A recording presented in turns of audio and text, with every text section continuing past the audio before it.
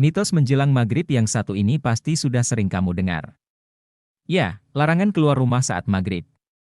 Biasanya, orang tua akan menyuruh pulang anak-anaknya yang masih asyik bermain di luar rumah kala waktu maghrib tiba. Katanya, anak yang berkeliaran di luar rumah saat maghrib akan diculik hantu, seperti Wewe Gombal.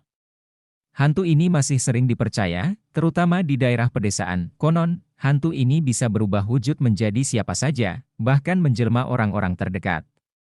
Gak hanya buat anak-anak saja, larangan keluar rumah saat maghrib juga berlaku untuk semua umur. Menjelang maghrib diyakini sebagai waktu yang kurang baik untuk beraktivitas.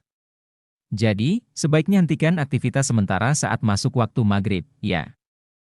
Larangan tidur menjelang waktu maghrib juga masih dipercaya hingga saat ini. Seringkali, orang tua melarang anak-anaknya tidur setelah waktu asyar.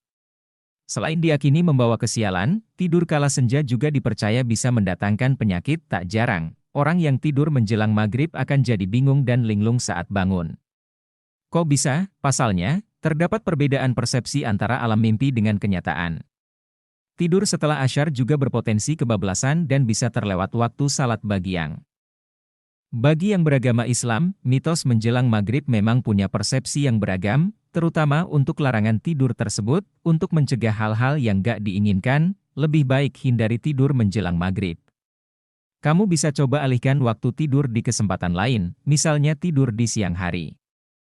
Pernahkah mendengar mitos menjelang maghrib yang satu ini?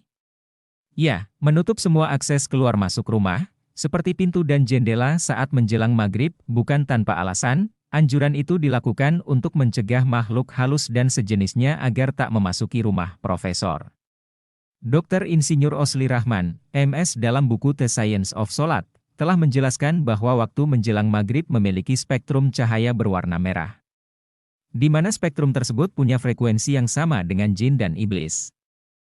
Hal itu membuat kedua makhluk itu bertambah kuat saat maghrib tiba. Tak heran, peralihan siang ke malam ini dikenal sebagai waktunya setan untuk mencari tempat berlindung. Khususnya, bagi setan-setan lemah yang takut dengan setan lain yang lebih kuat.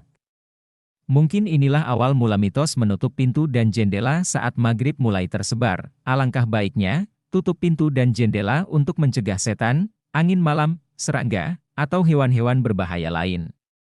Supaya hewan atau makhluk halus. Mitos menjelang maghrib yang terakhir adalah larangan menyapu.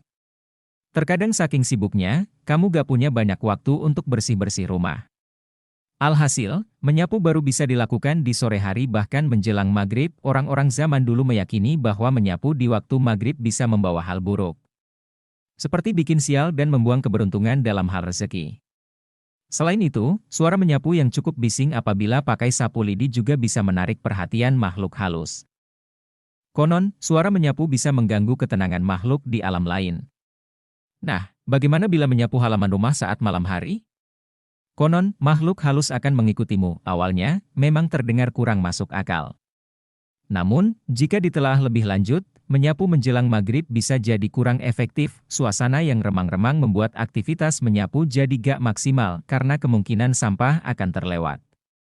Akan lebih baik, rutinitas menyapu dilakukan di pagi hari atau ketika matahari masih bersinar terang. Demikian mitos menjelang maghrib yang masih banyak beredar di masyarakat. Mitos-mitos tersebut banyak dikaitkan dengan kemunculan makhluk halus dan hal negatif lainnya. Sebaiknya, perbanyak doa agar selalu diberi perlindungan oleh Sang Pencipta.